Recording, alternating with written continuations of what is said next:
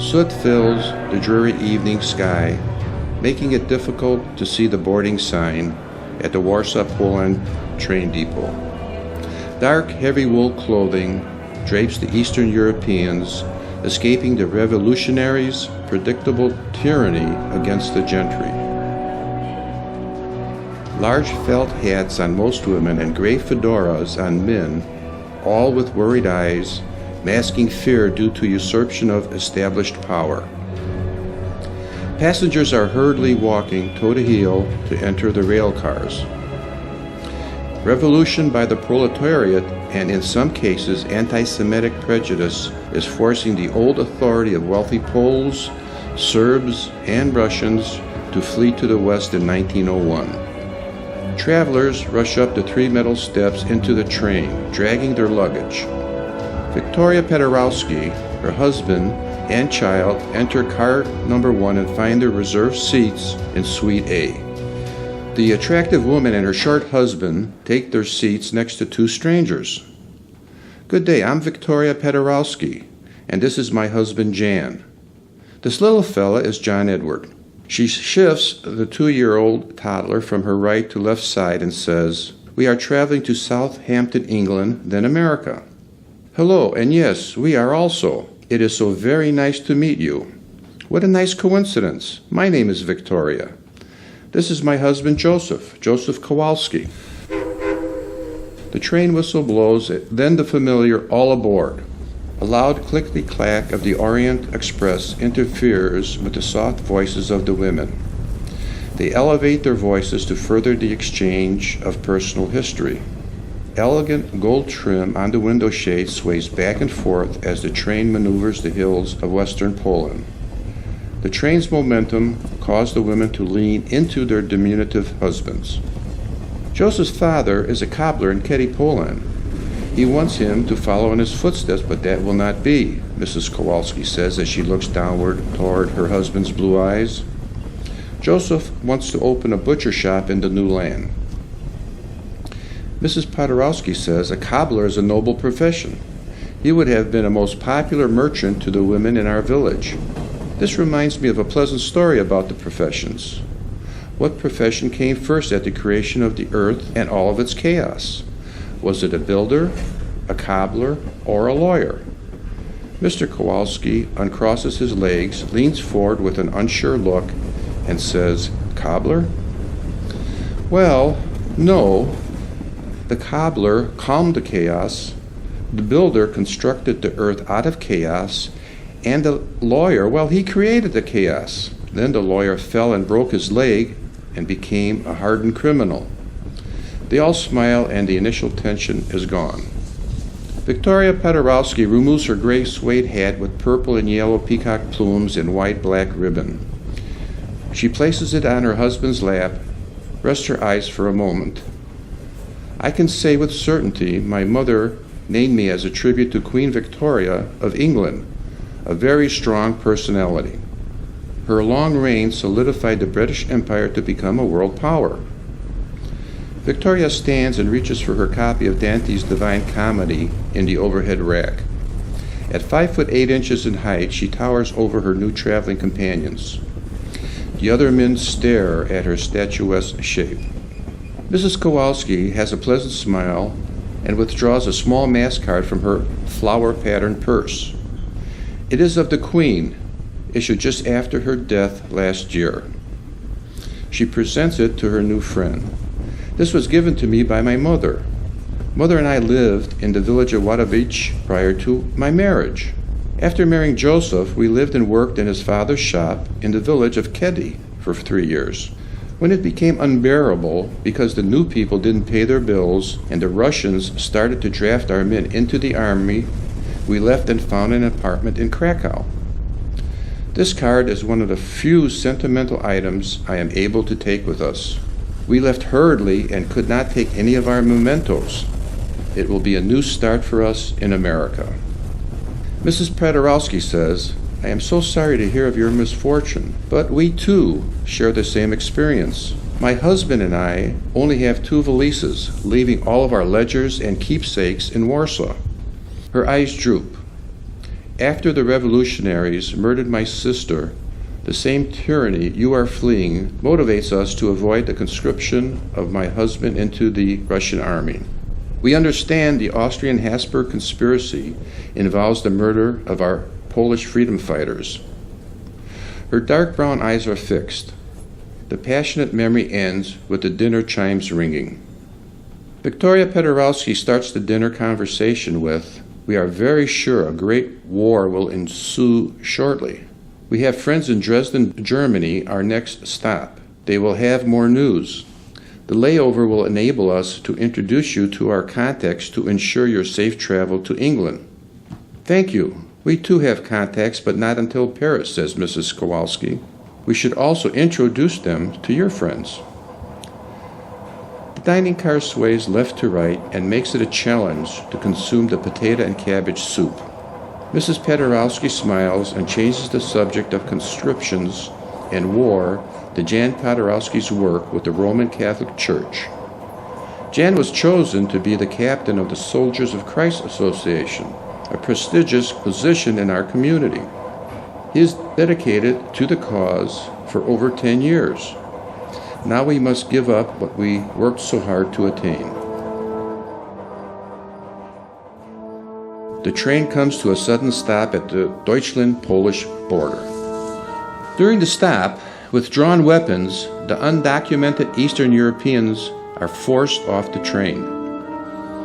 Mrs. Pedorowski grimaces as she returns their letter of introduction and passports into her large bag. She is stunned by the scene, turning her face toward the window, staring at her contorted reflection due to the behavior of totalitarian force. How horrible this treatment. Coping with the 2-year-old with a headache during that 3-hour delay makes time drag. The whistle blows as the loud train steams toward Dresden, Germany. Victoria Pedorowski attempts to change the cloudy mood and removes a candy from a compartment in her large bag, raising it as she smiles. She enjoys the sweet scent of chocolate and offers it to Mrs. Kowalski. "Here, I have more. This one little pleasure will help make this trip tolerable." She then explains the tension among her family members. With age-old ties between royal families in England, Germany, Austria, and Poland, and even with intermarriage, greed prevails. We are in the middle of a dispute to divide property and treasure within the Empire of Austria. Because of the assassinations, it is clear more violence is in the near future. Then, with our finding that Russian Secret Service agents have a dossier on our immediate family, we had enough. We fled the conflict. The Pedorowski family invested wisely in the East Indian Company in Britain and in rail and banking stocks in the United States. Most financial documents have been shipped to America, with some hidden in a false compartment in her large bag. The 4 adults and 2-year-old child depart the train and spend a 2-hour layover in Dresden. They meet with Pedorowski's friends under a dark sky. The layover is uneventful and no news of immediate danger. Back on the train, and after several hours of travel, Victoria Pedorowski notices a pale cast on her young son's face. He has chills and difficulty breathing. "Honey, do you feel sick?" No answer. She feels his forehead. "Let's get you to some quinine to bring down that fever. There are reports of diphtheria spreading in Dresden," she says to Jan. Little John Edward Pedorowski is non-responsive to the temporary treatment available on the train. They reach Paris, meet the Kowalski's contact, and go to the best pediatric doctor. The young boy is immediately rushed to the hospital for emergency treatment with a very high fever. Mrs. Pedorowski receives orders to keep the child in quarantine for 14 days. "I must forego the trip to the United States," she says with the trepidation of a very concerned mother. "He has chickenpox." The International Spy Network has a tip the Pedorowskis are in France. A team of Russian agents approached the hospital housing the exiled woman with orders to arrest her. However, the Kowalskis' contact had received the secret information and passes it on. They decide Jan will continue the journey with the Kowalskis and Victoria will remain and care for the child. Jan, you must continue the trip to America. One of us must make contact with our overseas relatives to confirm our fortune has been deposited in the New York bank, says his wife. It is a difficult separation. Jan boards the train, then later a steamship in Southampton, England, with the Kowalskis and safely arrives in New York City 17 days later. Mrs. Podorowski is in quarantine at the hospital with her son until the necessary bribes are paid to the Russians in France. Evidentially, the locals assist with arrangements for her to leave Paris and supply a steerage ticket to them. The trip to the English Channel takes 3 miserable days, and then they board the ferry.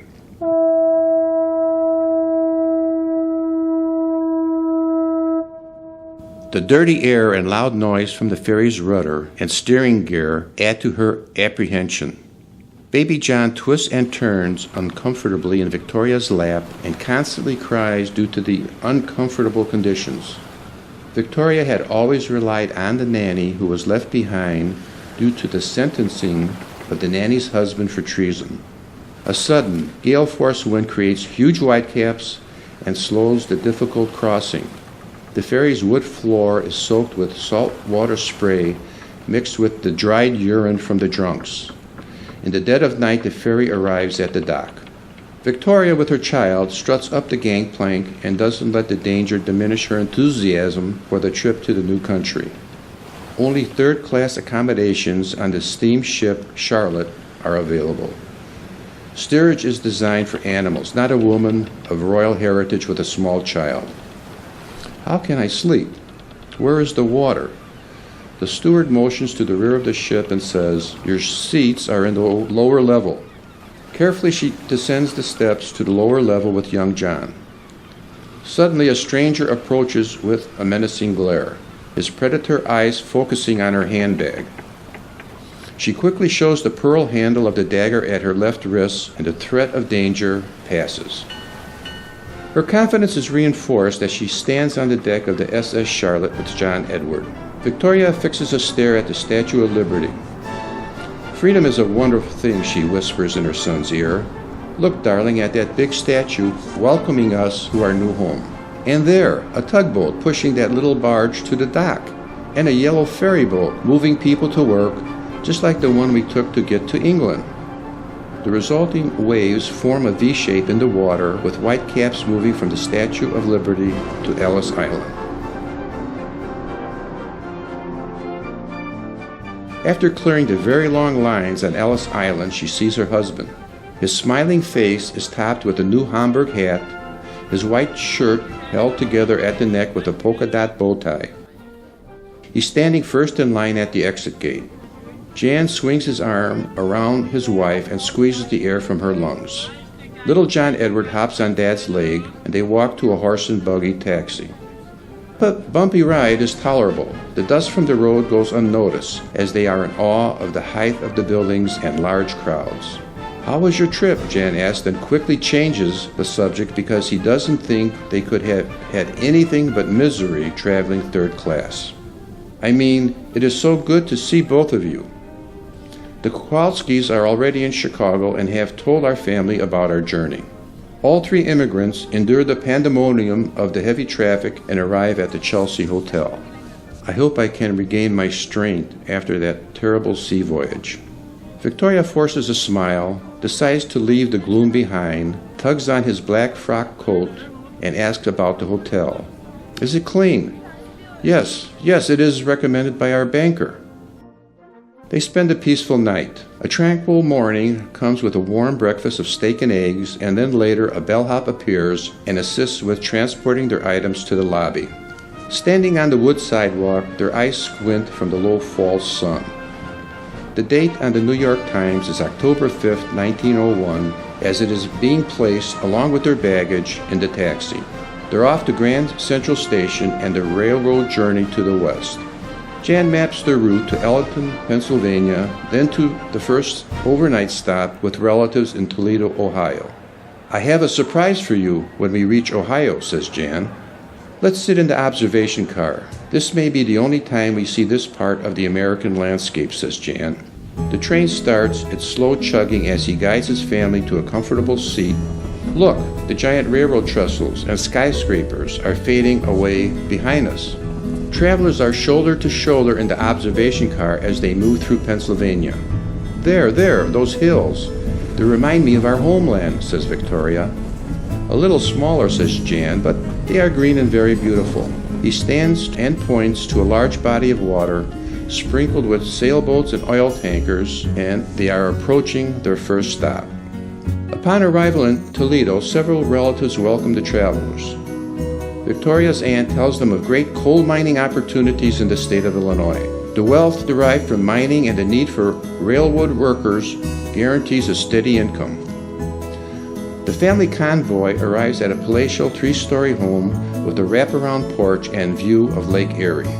The uncles unload the luggage and sit down for a beer while Aunt Jean pours sun-brewed tea from a pitcher and says, "Your mother has just relocated from Peoria, Illinois to Chicago and has already made business contacts with fellow Poles. Her resume shows her to be the most competent accountant in the Illinois region." Victoria places her Russian-style handbag with her favorite pinecone pattern on the swing. Her blonde hair is flowing in the breeze from the lake. When can I call her? We already planned for that. She will call at 3 tomorrow. Enjoy your tea. I'll bring the newspaper for you to read until dinner. The view of the long white strip of a gravel road surrounded by lush evergreens and tall grasses reminds Victoria of the hamlet they left behind. The next day the phone call goes on and on with a final recommendation from Mother to Victoria to go straight to Chicago. "You'll stay with Cousin Josephine on Damon Avenue." "Jan, I just finished talking with Mother and everything is set for Chicago." It only takes one beer to make Jan giddy. He trips on the first step up the porch and says, Now I can show you the surprise I mentioned in New York." Rushing out the back door, she follows. The screen door handle catches his shirt sleeve and separates his gold cufflink from his wrist. Look, a new form of transportation, an automobile. He spreads his arms wide. "I purchased this vehicle from a Mr. Ford. He tells me he raced it and won. Ford named the auto Sweepstakes. Let's keep the name." The morning comes quickly. "Thank you, Uncle Joe, for loading the auto," says Jan. "You're welcome. It's filled with gasoline. You should make it to Gary, Indiana." The 3 travelers are on their way, but only 10 miles out of town their auto breaks an axle. The mud road makes walking very difficult to find the blacksmith. The custom-made part is so unusual it will take 5 days to have it delivered, says the blacksmith. Arrangements are made to stay at the Shady Oak Inn. Food is limited to an oatmeal breakfast, Polish sausage for lunch, and various soups for supper. There is nothing to do but to watch the grass grow.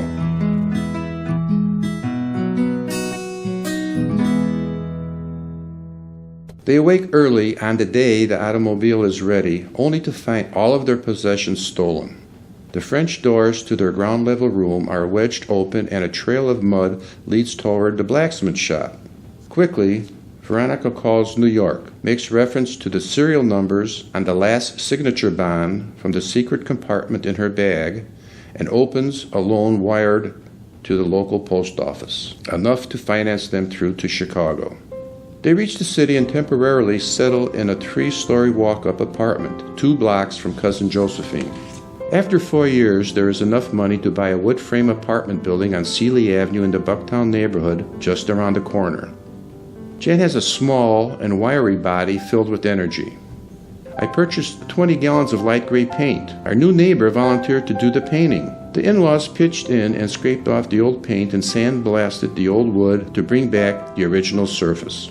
Jan caulks the windows and spreads new grass seed in the front yard. The city plants 3 cottonwood trees in the parkway.